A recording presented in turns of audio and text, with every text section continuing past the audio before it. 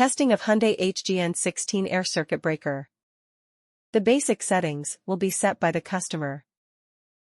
For testing we use 220-watt power supply and a Hyundai tester. First we trip the breaker manually.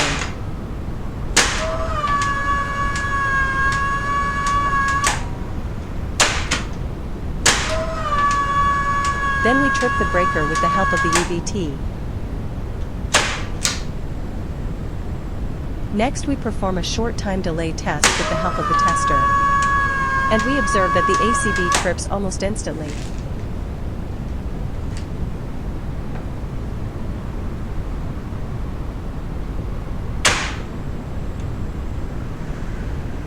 And lastly we perform a long time delay test with the help of the tester.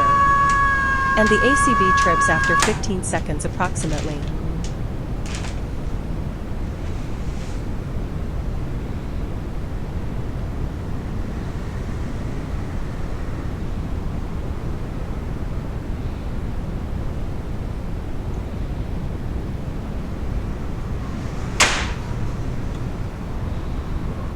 The same process is repeated and for the other's ACB.